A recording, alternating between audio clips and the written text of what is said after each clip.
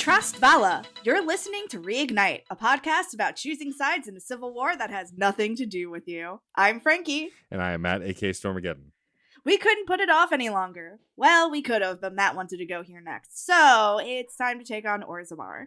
Assassins await us at Frostback Mountains, and Loghain is trying to gain the allyship of the dwarves. Too bad he doesn't have a fancy treaty to pave his way. The Warden and friends get thrown into a civil war between Prince Balin and Lord Harrimont to determine who will be the next king, and thus grant aid to the Wardens against the Blight. Ultimately, it doesn't matter who we side with, because it's a moot point unless our candidate has the added support of a dwarven paragon, and the only one that might be able to help is somewhere in the Deep Roads. So I would say it has nothing to do with us, because, I am a dwarf, so it sort of matters to me. I mean, does it really matter to you? You're exiled. I mean, my character probably cares less than any other dwarf would, but... You've been exiled, my man. That's true. Dwarf politics mean nothing to you now. Arguably, they barely meant anything to me even when I wasn't exiled. Yeah. But before we get into that, let's wrap up Andraste's Ashes like we should have done last time, except I was stupid and did not. It's okay. So before we'll do our check-ins, we'll go wake Arl Eamon up. Wake me up inside. I mean, technically, yes. Well, we did the inside part in his... Yes, we did. We already woke him up inside, so now we're just waking him up. Yeah. And so we give him the ashes, and he gets up. We fill him in on what he's missed. And then we have a certain mage to deal with the fate of. And I try encouraging them to show mercy, and they pretty much say the equivalent of, I'll think about it. So... Since I have a connection with Joanne, I'm like, you should just let him go. And then they're like, I can't do that. He's a blood mage. And I'm like, why did you even ask me? Yeah. And if you choose the he should get a fair trial or a fair shake route, they're like, we'll consider it. We'll take it under advisement. I'm like, again, why ask me if you're not even going to take me seriously? They decided that they're going to return him to the circle. And they were like, may they have mercy on you. And I'm just like, they won't, but thanks. Yeah. I mean, that's the gist of it is you decide, you implore, from my end, I implore that they get a fair trial within the mages because that's who should be dealing with this. And Jowan seems grateful to at least not be killed on the spot. So, we'll take whatever victories we can get, I guess. Well, yeah, because he's still a person with empathy and he realized what he did was fucked up. Yeah. So, but then after that, we talk to Eamon, and Eamon says that we need to have the lands meet, but he advises us to continue to draw in allies using the treaties because if we were to have the lands meet now, we wouldn't really have enough troops or forces to take on the Blight. Yeah, so before we talk about the lands meet too much, I want to point out that Eamon and Tegan say that Loghain is mad with ambition, which honestly I don't think is true. I don't think he's mad with ambition. I think that he's unhinged. But I think that it's been triggered by the Darkspawn because he perceives any invasion of Ferelden as a threat because he fought against Orlais for so long, right? And that was such a big chunk of his life that now any force that tries to come in is a threat to, his home and his life and, everything that he holds sacred. So...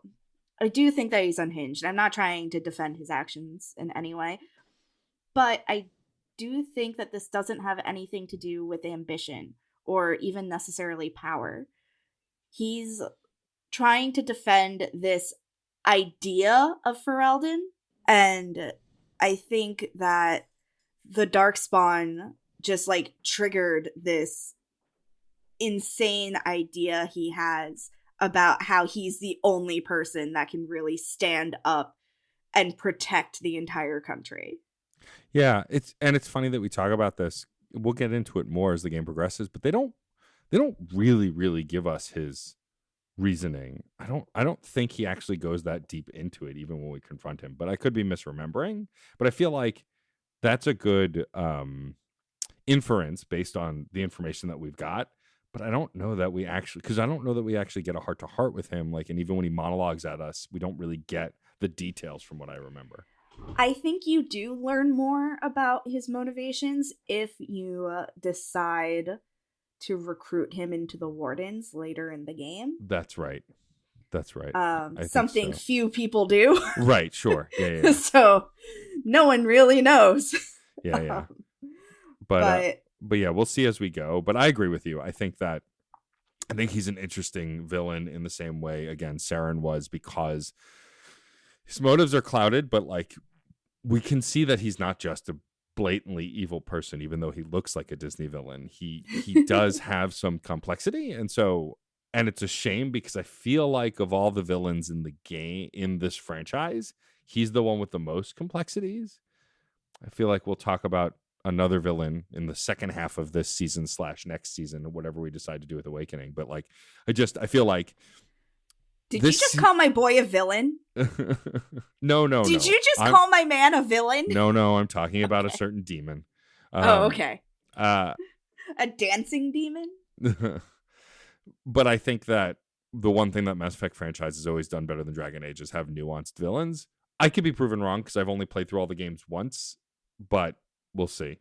I think that Dragon Age villains have potential to be more nuanced because, like, we have this discussion about Logain, right? Like, Logain, I don't think is really the villain in this game. Yeah. I think Arl Howe is way more of a villain than he is. Right. Especially if you're a Koosland. Sorry, I couldn't think of the last name of the human noble background. If you're a Koosland especially, Arl Howe is just like indiscriminate in how vicious and violent he is in trying to get what it is he wants. And I think Arl Howe sees Logain as his pathway to power. And he's, like, in my opinion, way more of a villain than Logain. Logain, while I disagree with all of his choices, I can kind of understand what's happening in his head because I think it's PTSD. I think he's under the control of some very fucked up memories that are putting him in, like, giving him this notion of what the right thing to do is. I mean, I think also the complexity with the Dragon Age Inquisition villain is, I don't even get into it because I don't want to spoil it, but like it just, the whole thing made me angry, and it made me angry when I played it on stream. You watched me be angry. Anyway, yeah, we'll come back to that. When talking about calling a lands meet, Eamon makes a very good point that we can't fight Logain and fight the Blight, right? Yeah. Like, we'll lose our troops, and Logain will lose troops, and then we're just all fucked. But if we can make Logain surrender, then we can just unite and stand against the Blight and everything will be great. But the only way Eamon sees that a surrender is going to happen and that will be able to garner support to force Logain's surrender is to have a rightful claim to the throne. Eamon and Tegan both have tenuous claims through marriage, but they feel if they make those claims, it'll just look like a power grab. Right. That's where our reluctant prince comes in. Yeah, and Alistair's like essentially does the equivalent of the Bryan Cranston "Who me" gif. Is just like, what? You can't be serious. Oh no, you're serious. Yeah, and my response was Alistair would make a terrible king, and Alistair has the audacity to be like, I am right here. and it's like, it's true though. I'm like, yes, I know. I would say this to your face. If friends can insult you to your face, are they really your friends? Look, Matt, I love you. You would be a terrible king. I'm aware. Because to be a king, you have to actually be brutal and kind of a murderer. So you'd be bad at it. Yes. I take pride at being bad at that. Yes, you should be. Yeah. You should be happy to hear that you'd be a bad king. But as Eamon goes on, and he doesn't really include Alistair in this conversation at all. This conversation is strictly with the warden, where Eamon says oh, if we put Alistair forward, he has a stronger claim to the throne. He's actually Merrick's blood, etc., etc.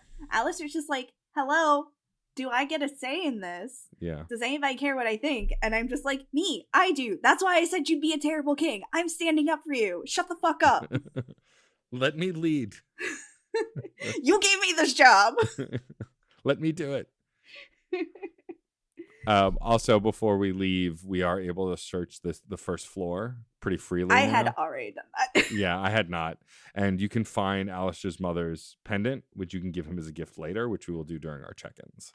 I had already done that. I had not. And like, here's what really pisses me off about this conversation with Eamon is that there is an illusion of choice in the conversation. Right. He says to you explicitly, I won't do this without your blessing. And then there's like literally nothing you can say that indicates like, I don't think this is a good idea. Yeah, the game doesn't let you blatantly disagree. You literally have to say like, we have no other choice. Yeah. And it's very frustrating because they literally say to you, what's your choice? Yeah. I don't have one. You did not give me one. Yeah. It's like, do you choose choice A or choice A with doubt? Like, there's no B, C, or D. So, meh. Yeah. So that's kind of it. And I'm like, I am unhappy with this. Yeah. BioWare, just so you know. I mean, with this game that is 15 years old at this point, I am unhappy. I mean, we also, I think, had similar complaints about decisions within their other franchises, so it's consistent, at least in its inconsistency, I suppose. Okay, so now that's done, and Eamon says, well, there's no point in me calling the lands meet until you have all your allies in a row, so go get some more. Well, I guess let's head back to camp and talk about our check-ins. Okay, let's do the thing. So first up is Alistair. I gave him the amulet, which you had already done, which makes him very grateful. I'm sure you get some flirty options about how you care about him. I just get to say that that's what friends do, that we're true friends. And I, of course, remembered and looked out for it. And he's grateful because he remembers destroying it, yet it seems to be fixed. And so he's assuming that Arl Eamon actually fixed it and maybe intended to give it to him when he visited. But he was always a brat to him when he visited. So it just never had that opportunity. Because he just is a brat. Because he just is a brat. But he thanks you, and he's grateful to have something that he thought he had lost forever, which is, it's always fun when you give one of the gifts to a character and there's like an interaction around it. Yeah, I love that. Like, those are my favorites. I'm trying to find where my notes are about that conversation because, like, I would like to see if there was anything romancy about it. I mean, I'm also just assuming there may not have been, but I just know that I didn't have a romancy option. I just got to say, hey, you're my best friend. That's what I do for my best friend. Yeah. No, for sure. I'm not seeing anything in my notes. But I do have some romance progress with Alistair. Previously, he had given me a rose, and he had said such nice things.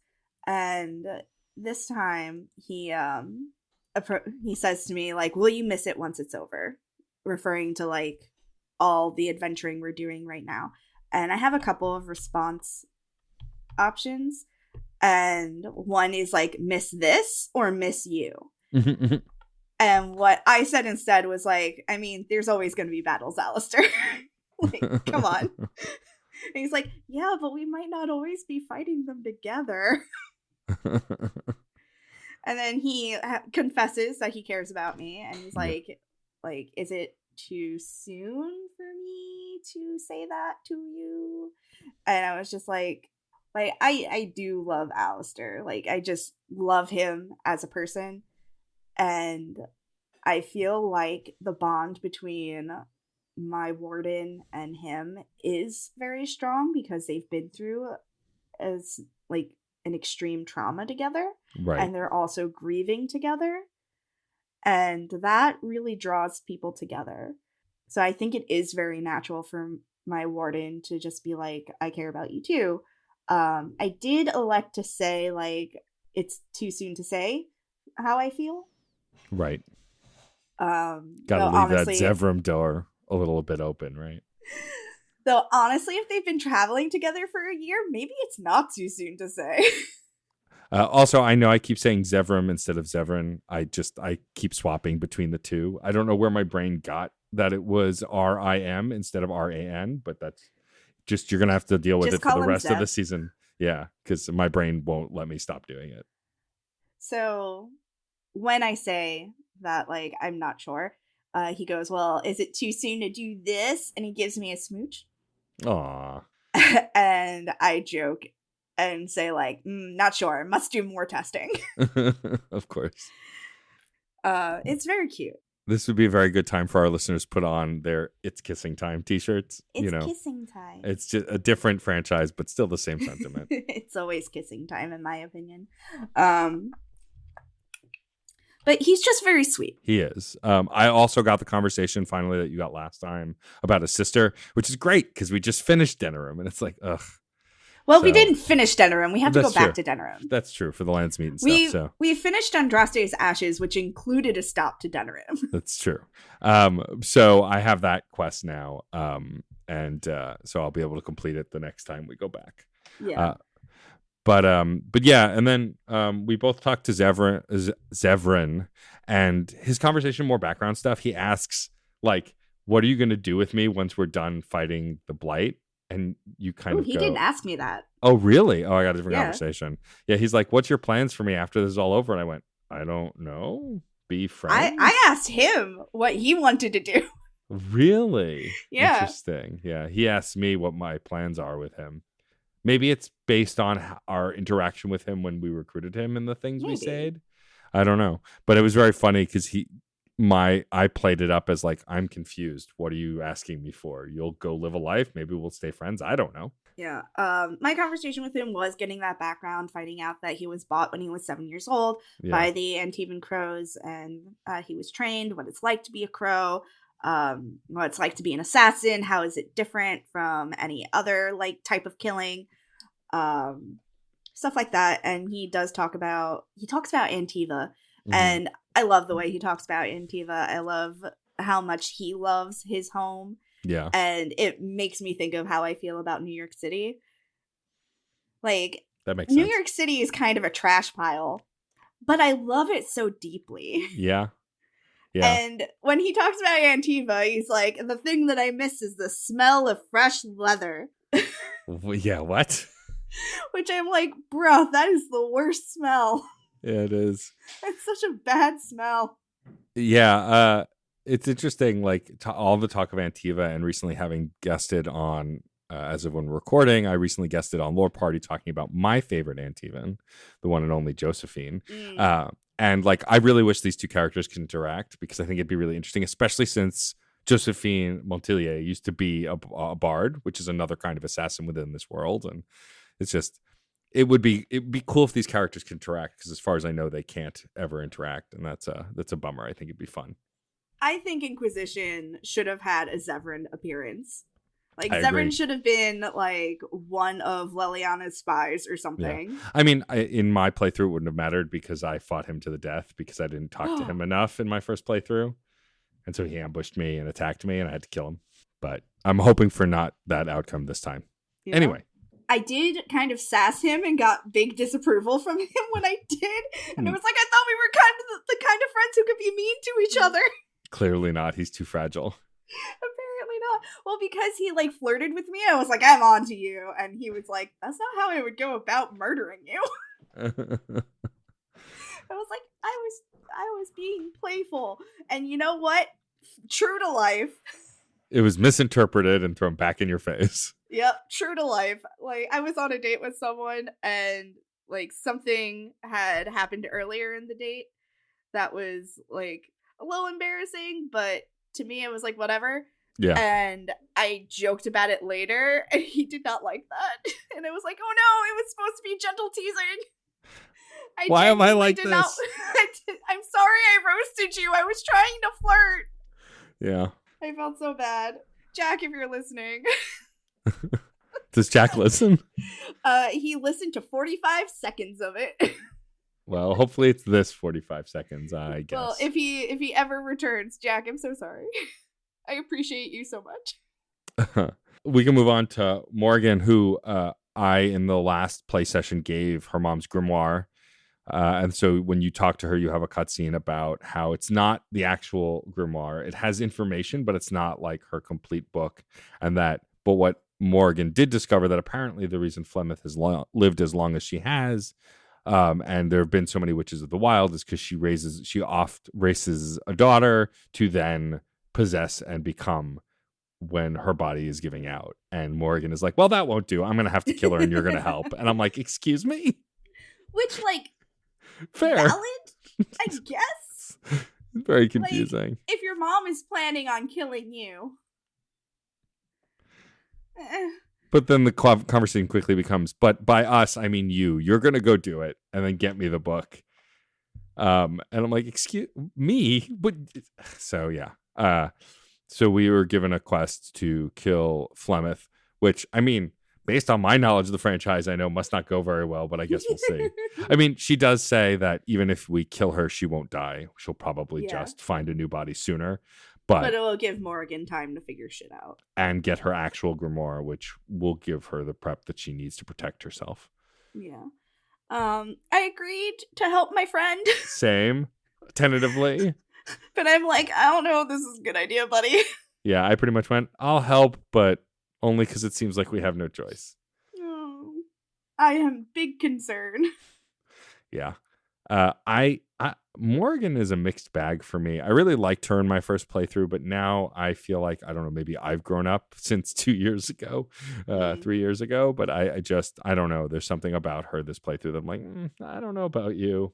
I am warming up to Zevran a lot more. I still love Liliana. She's perfect. The thing with Morgan is that she's so morally ambiguous. Yeah. And it's hard sometimes to be on the same page as her. Yeah. Because everything she does is about survival, which I get. I totally understand. Yeah. But because she's all about that survival, there's a lack of empathy and kindness. Yeah. Which makes it a little hard to connect with her sometimes. Also, she's that friend that always speaks what they're thinking without thinking about speaking. And I have those friends, and they're tough to hang out with sometimes. Yeah. They are also sometimes important parts of conversations because they speak their mind, but also sometimes they say things and you go, dude, why? And there have definitely been Morgan moments like that while having her in my party. We have a brief conversation with Wynn about how we feel about abominations and if we should just mass murder them, and what we thought about, like, what if an abomination retained its mind, retained its personality and knowledge? Then it wouldn't be an abomination. Well, that's what you that's what I said. Yeah, you suggest, because she's worried about killing an abomination that has that. And you go, well, if they have those things, then they're not an abomination. They've retained their humanity, even if they've transformed.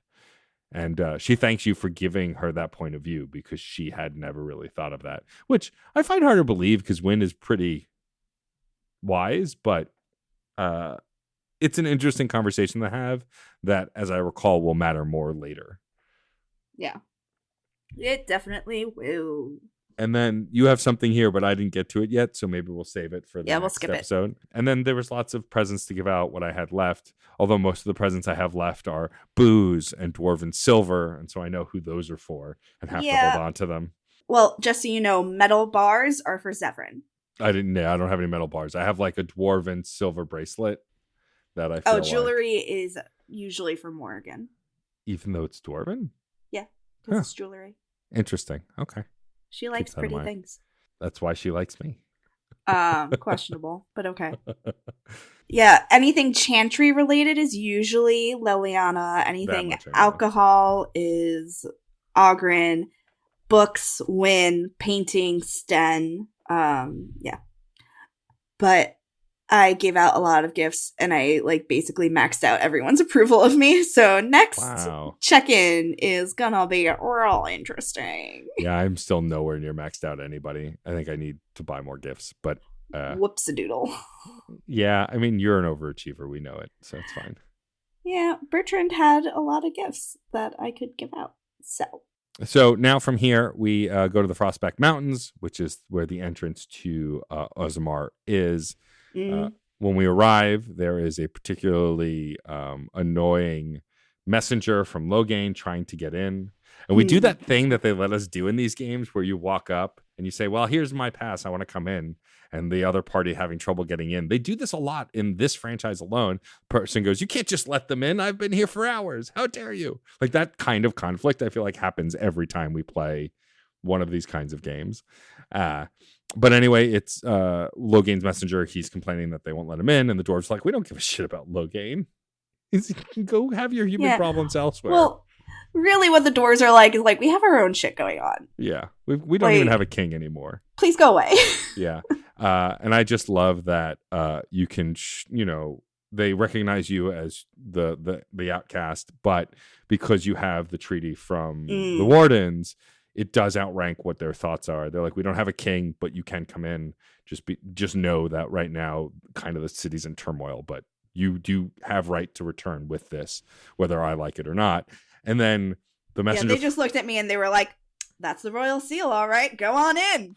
Yeah. I have nothing to say to you. And then the messenger puts up another stink as you're getting to go in, and I got to use Intimidate on him. And he just runs with his tail. He's like... He says the equivalent of, I'm going to tell Logain and you'll be sorry, and then runs away. Yeah, I love that he goes, you'll hear of this. I'm like, I'm the one who said it. I know. I heard it when I said it.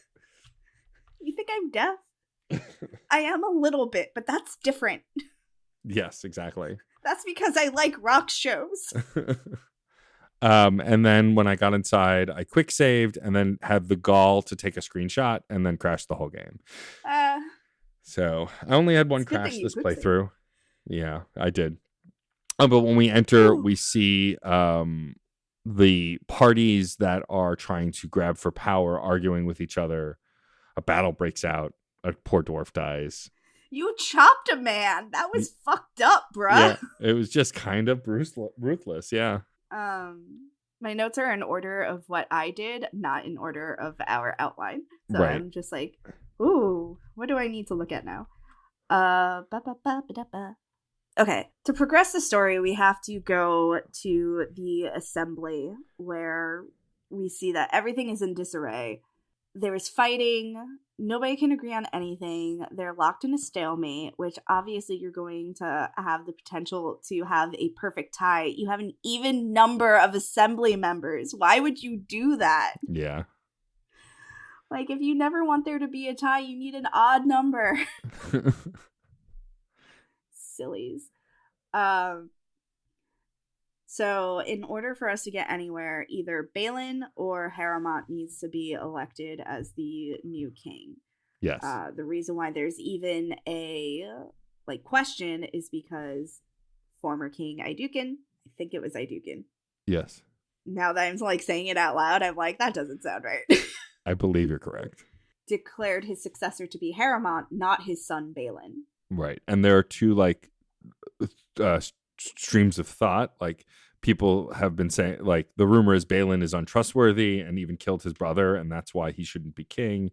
Whereas the rumor about Harrowmont is that he was actually whispering lies and secrets into the king's ear and convinced him to pick him because of those lies and secrets. And so nobody seems completely trustworthy at this point based on your knowledge entering this kind of blankly. And while my character's a dwarf because I was in exile and I wasn't a noble, I have no information. So I'm about as clueless about the whole thing as Frankie's character is, because we're both kind of coming in fresh, seeing this conflict and going, well, I guess I'll talk to some people and figure it out.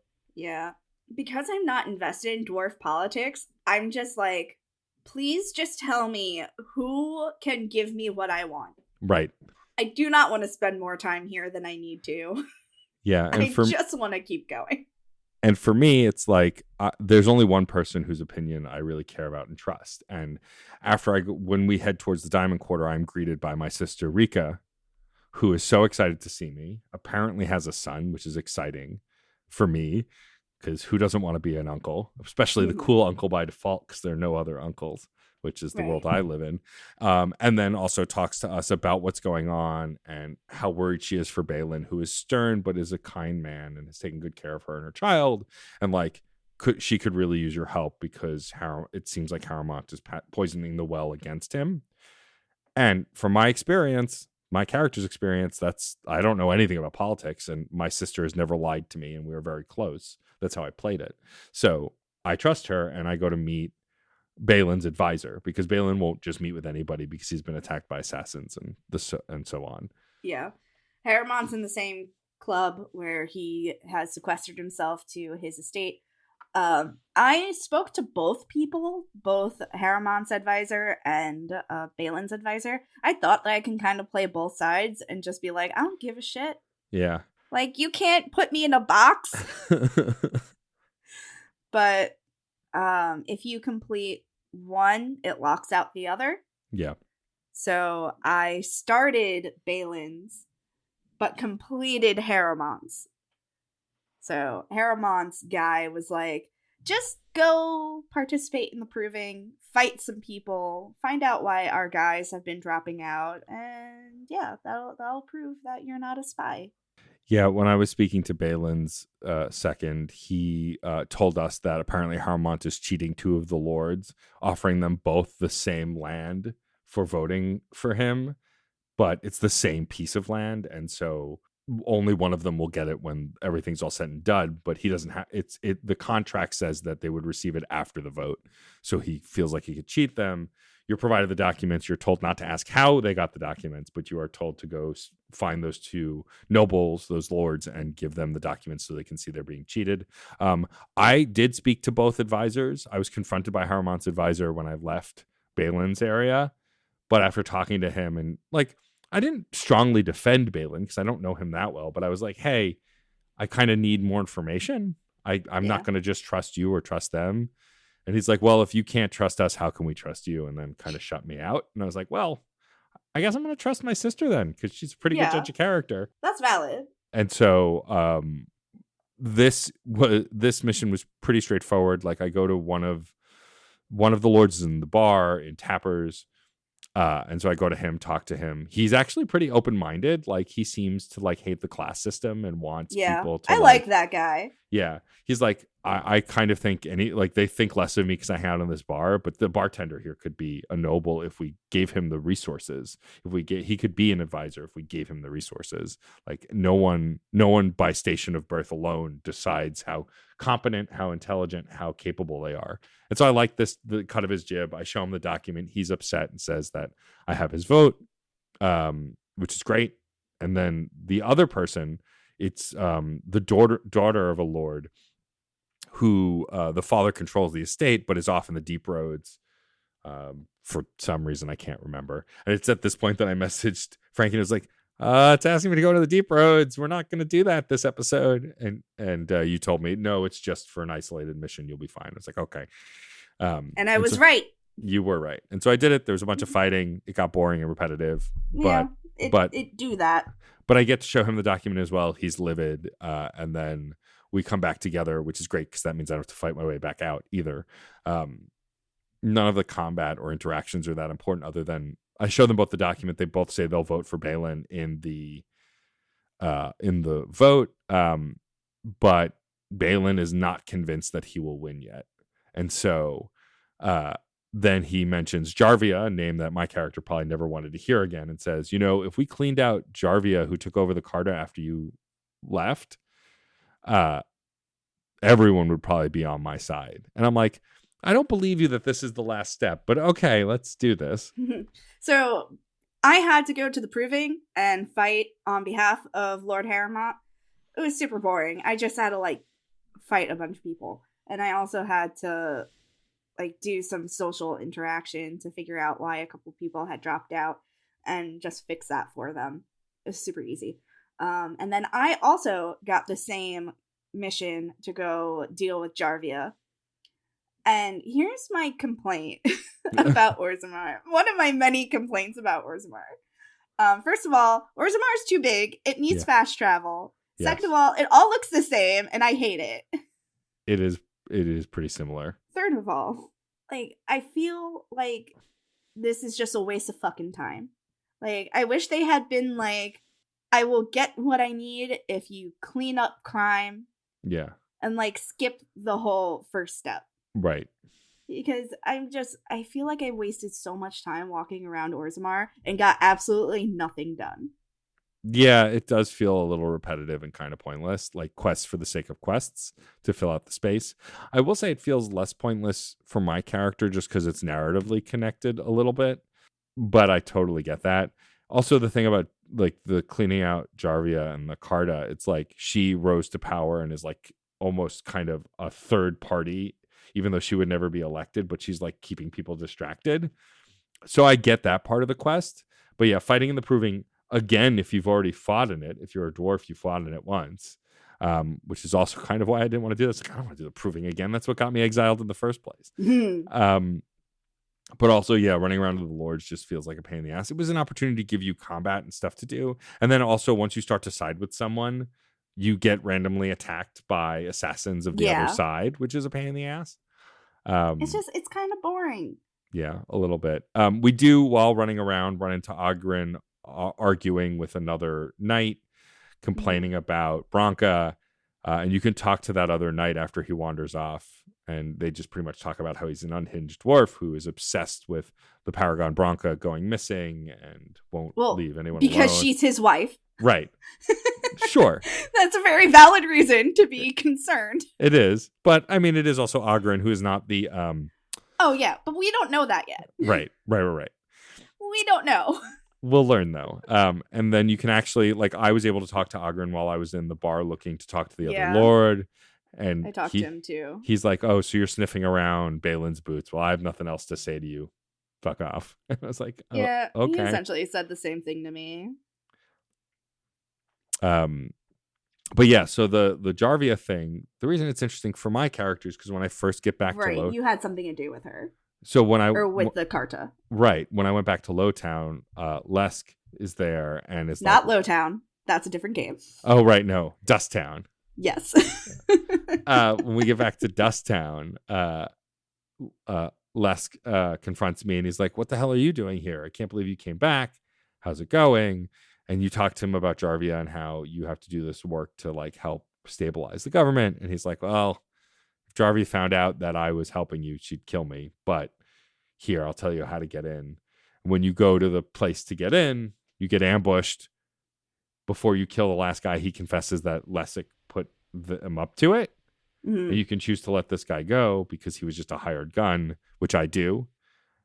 And then in my notes, the next thing it says is fuck Lessig.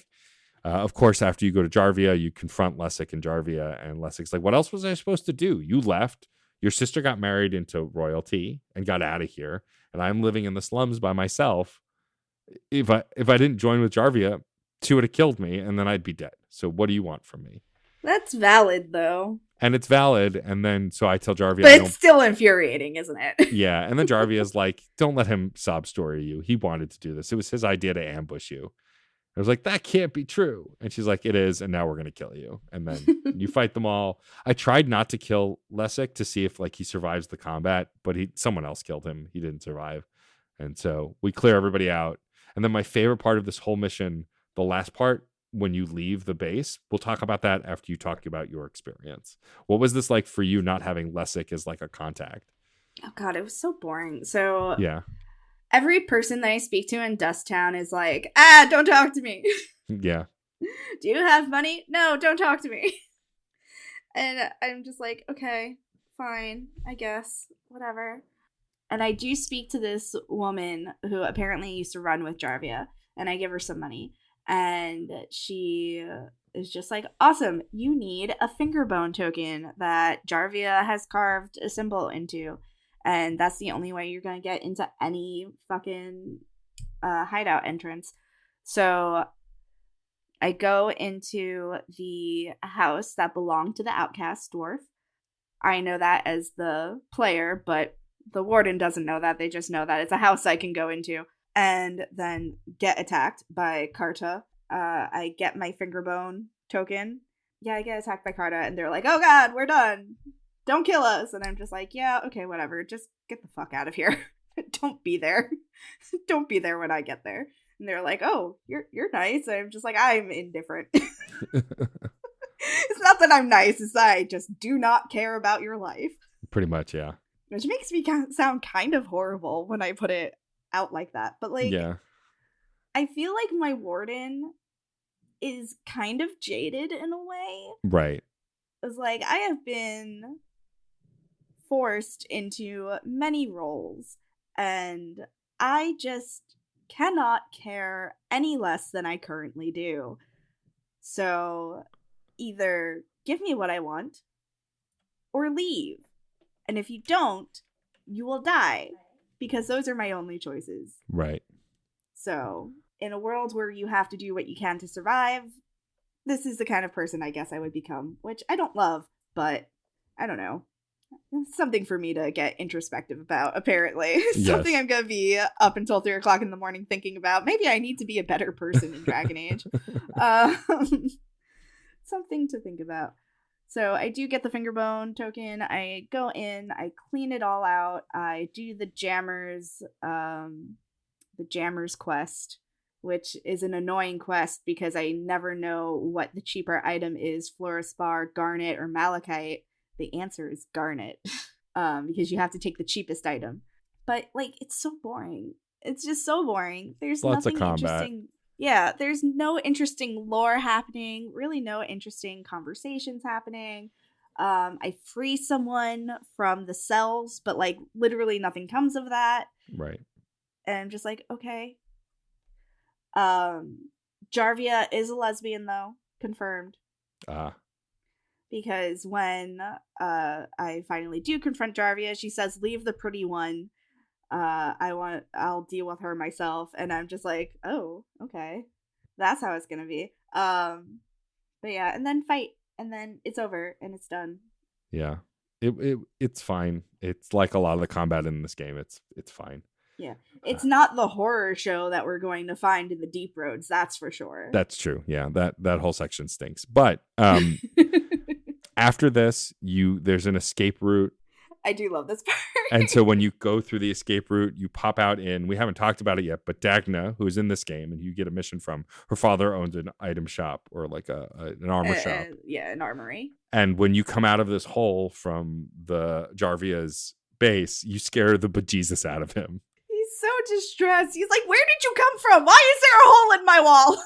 And then you tell him about how it actually leads to Jarvia's hut. And he's like, don't tell anybody that. I work with her. I don't want anyone to know that I've been in business with her, because I haven't. Get out. It's very funny. My response was like, yeah, you should fix that. I'm going to go. Yeah, I got to go. Sorry about the hole. You deal with that on your own. Yeah, it's a very fun little comical moment. Yeah. Do you want to talk real quick about side quests before we do? Sure. So the only one that I actually made any progress on was Dagna's quest. So Dagna is a dwarf obsessed with magic. Anyone who's played Inquisition knows that Dagna is part of your Inquisition later in that game, but this is where you first meet Dagna, and she's obsessed with magic and mages and wants to go study with the mages, even though dwarves can't do magic, just from a knowledge perspective.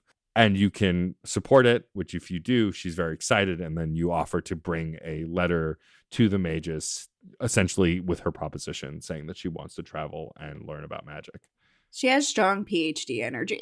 Yeah, it's interesting to see a character in this game want to learn about something just for the knowledge of it. I feel like it's always something else, like either learning to utilize it, to manipulate it, to take advantage of. She just wants to know, which is kind of refreshing. Some other side quests that we address. Because I'm a mage, I have a kind of cute interaction with her where she just gets very excited. She wants to ask me a whole bunch of questions. And you could be like, ugh, a fan. No, thank you. And I'm like, oh, that's rude. Instead, I'm like, what questions you got, baby? I'm here to help. Nice. But yeah, I think it's really exciting for her, and I'm happy to help her. But some other side quests that we encounter is a woman named Filda who's praying for her son Ruck, who was lost in the Deep Roads. Did you agree to help her? Yes. Cool. We find out that a thief hit the Shaperate, a thief from the Outcasts. I have not completed that yet. Yeah. We talked about Dagna. We find a young woman named Orta hanging out in the Shaperate looking for proof that she is nobility. So I agreed to like go to Ortantag and try and find something for her. Yep. She got real sassy with me when I was like, do you want help? And she was like, what do humans know about fighting Darkspawn in the Deep Roads? And I was like, bitch. Do you know who you're talking to? I am trying to be a nice person. You're talking to the warden, not one of the wardens, but literally one of the only wardens left. Like, come on. And then I tell her that I'm a warden and she gets all nice all of a sudden. And I'm like, now I don't want to help you, but I already said that I would. Yeah. But fine. The last one that I want to talk about is Brother Burkle. Did you talk to this guy? No. So Brother Burkle, when you see him, he's a dwarf wearing robes of the Chantry. Uh-oh. And he wants to bring the chant of light to Orzammar. Yikes.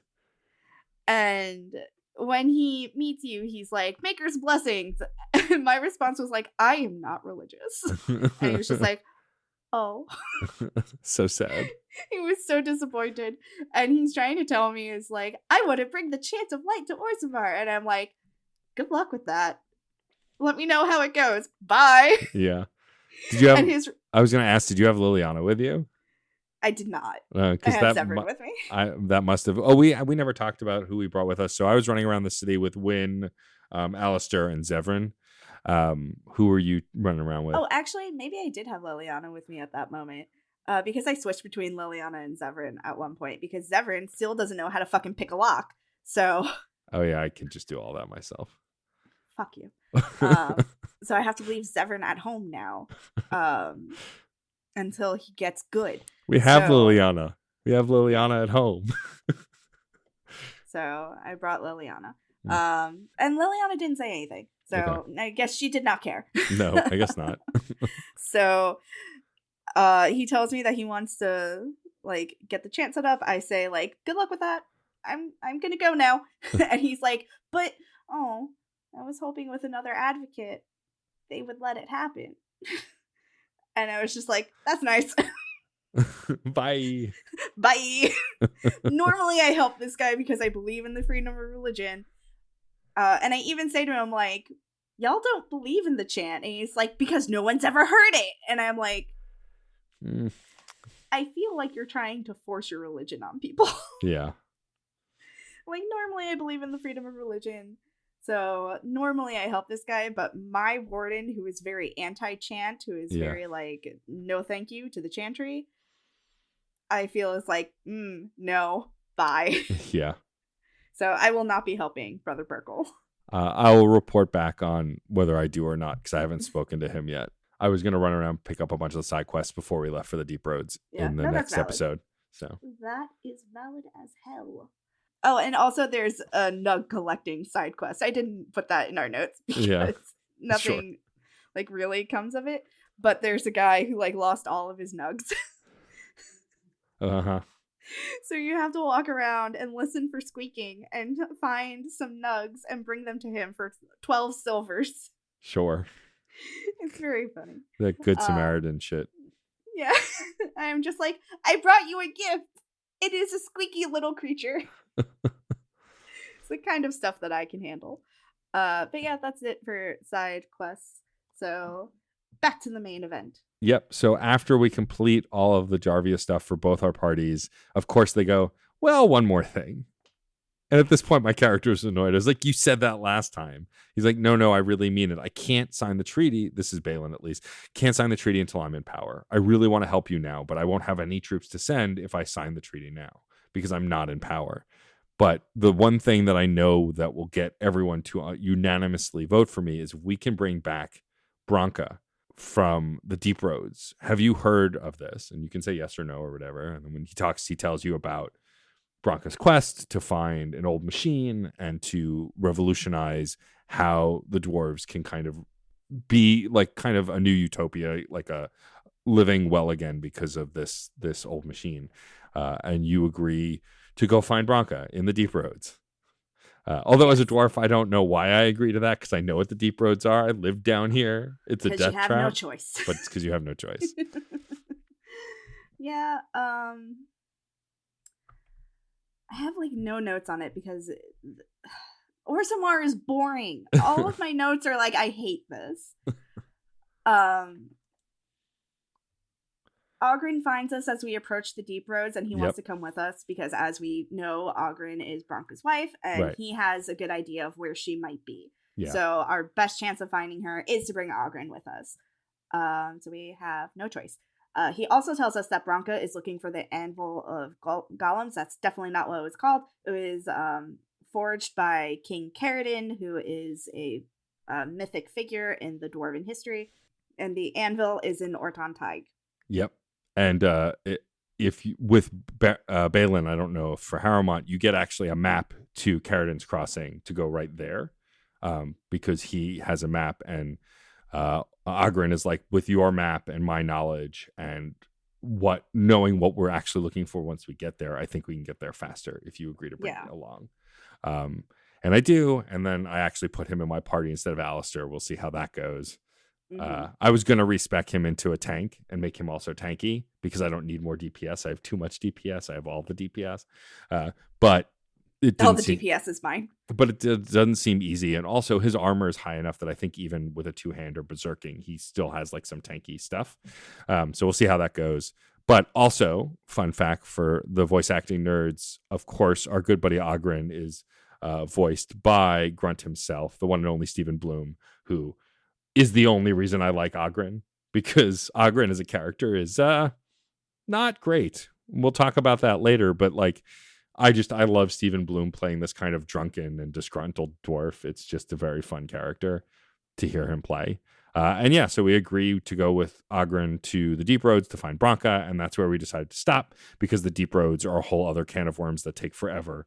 And so we're going to cover that in the next episode. Yes. Oh, also, I have to call you out for getting a voice actor wrong. Oh, did I? Yes. In our, this is months ago now at this point. Sure. But I kept forgetting to call you out about it. Oh. Do you remember in Redcliffe when we were talking to the mayor? Oh, yeah, and I thought he was Zaid's voice actor. No, you thought he was Stephen Bloom. No, I didn't. I guarantee. Go back, listen to the tape. Okay, I will. You said Stephen Bloom. There's no way I said Stephen Bloom. Because I don't remember fucking voice actor names except for that one because you mention him all the time. I do mention him all the time. If you said someone else, I would not fucking remember. All right. Well, you know what? You know who will absolutely know? Our listeners. So listeners, let us know in the comments on social media. Did I get it wrong or did I get it right? Do I have to eat some humble pie? Let's discuss. Anyway, the mayor was not voiced by him. Yeah. But Stephen Bloom does voice 3 people in this game. Yep. Also, when we first entered Orzammar, the voice actor of Zaid is the head of the council, the one who's like trying to calm people down. Because I'll always recognize his voice. But I have to double check you every time now. You can. I mean, I don't remember the head of the council's name. And also, it is a rarity that I get voice actors wrong. He's not the head of the council. He's a steward. Get it right. Steward. Whatever. Lore is a different story. I never get the lore right. That's easy. Voice actors, I know like the back of my hand. Story? I know. No clue.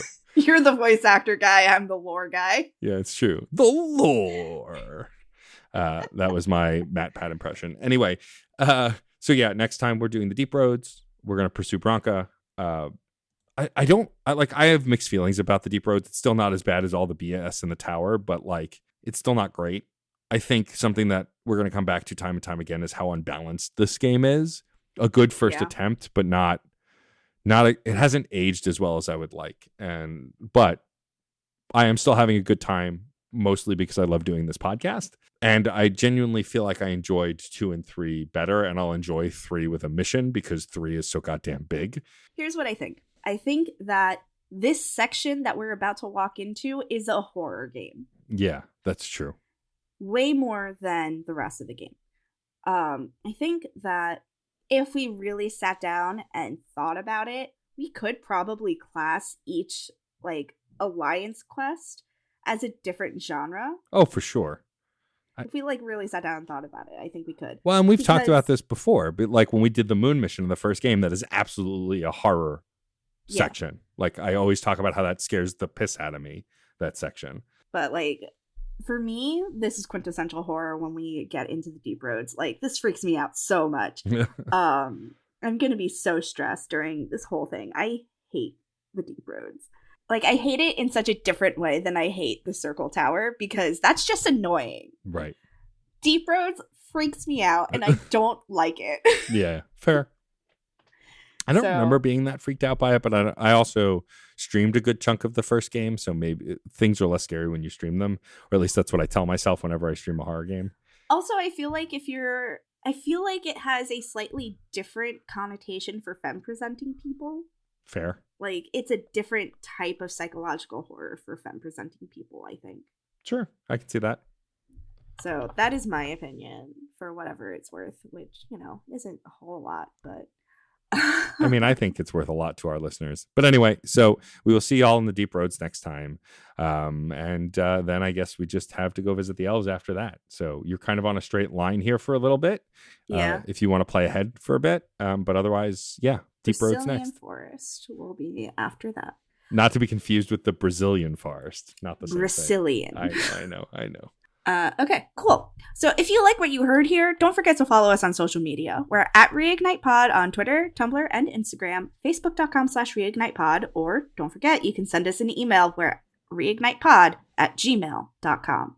You can also find us on Twitter. I'm at Frankie B. Writes, and Matt is at DJ_Stormageddon. Don't forget to rate, review, and subscribe on your favorite podcatcher. It helps us get seen so other people can find us. Now, conveniently, all of those links for rating or reviewing the pod are in the show notes. So click on right through in whatever app you're listening to us in. Click on through to the other side. Please stop. Click on. We're also members of the Certain POV Podcast Network. You can visit certainpov.com to find more nerdy podcasts, each with a unique point of view. You can also find a permanent invite link to our Discord server on the website and join the conversation. That link also is in the show notes. If you scroll to the bottom of literally any page on the website, you can find a link to our Discord server. Really made it really easy. We cleaned up the website recently. We're no longer listing episode by episode on the website. We assume you're going to Libsyn or whatever podcatcher for that. We just kind of have like a summary page for every podcast. So it's really easy to see the recent episodes, all of the other stuff that we've posted in relation to the show, videos and other things. So if you haven't been to the website in a while, it's worth going back because it's really been cleaned up in a way that makes it a lot more user-friendly. We have some personal plugs, and by we, I mean me, because I'm guessing Frankie doesn't really have any personal plugs. Do you even read, Matt? No, see, then it's a bit, because then you can say, I actually do have something to plug this time. Just do it a bit. I feel like that's not a bit. I'm doing a bit. I'm literally looking at the notes. I was doing a bit. I do have something to plug. See? Now you can be angry. You're welcome.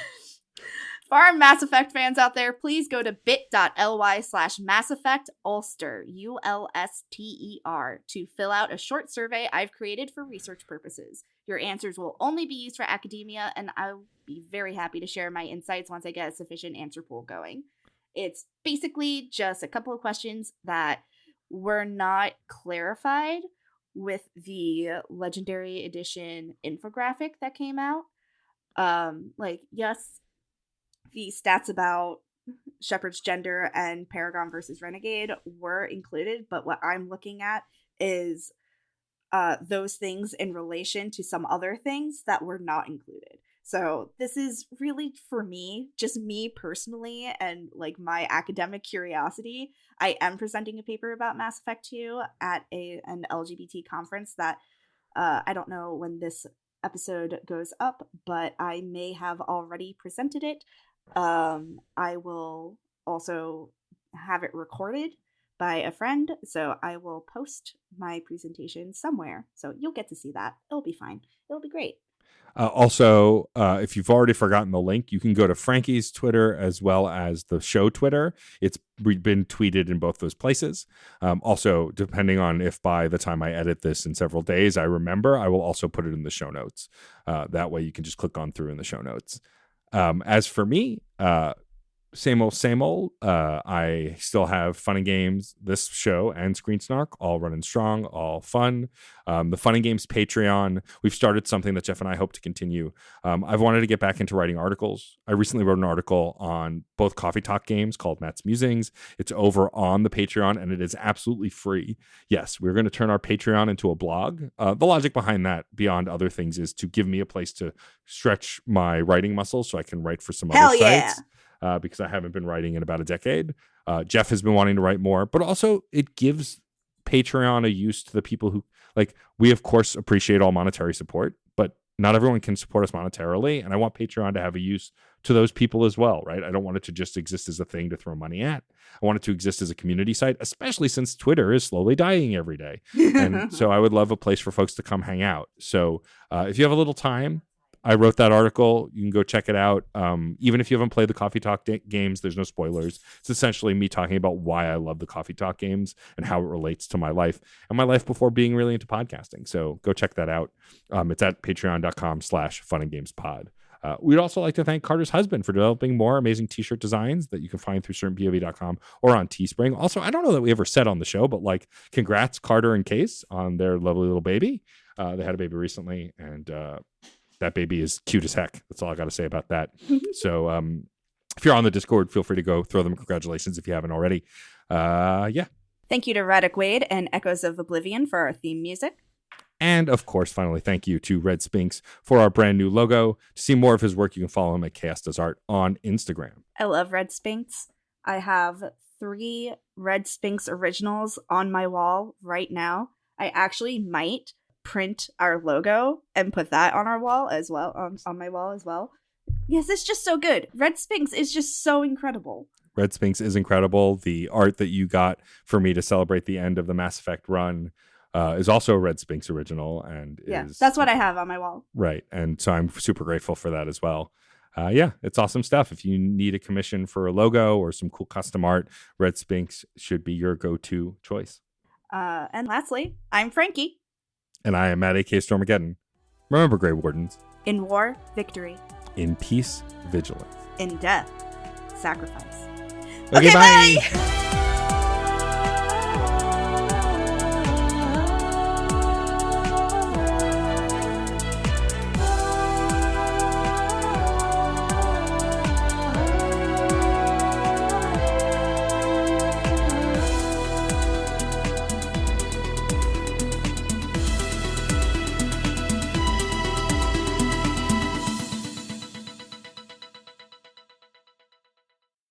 This is We Burlesque. Hi, this is Victor Vaughn, and I run the We Burlesque Podcast Network. I am currently in my 7th season of the We Burlesque Podcast, which began, so many episodes ago, and I've been so delighted and intrigued to learn about our colleagues and our friends in the industry. So if you enjoy being a wallflower in the dressing room and hearing all about what we do, why we do it, and what's left to do, please go to Apple, Spotify, Stitcher, iHeartRadio, Google, Libsyn, and probably some other ones I don't even know about. Oh, we're on Audible now. How neat is that? We're on frickin' Audible. Oh, so go to your platform of choice, hit subscribe when you find We Burlesque. That's WEBURLESQUE. I should know how to spell it by now. So, or you can go to WeBurlesquePodcast.com. That's all one word. That's WEBURLESQUEPODCAST.com.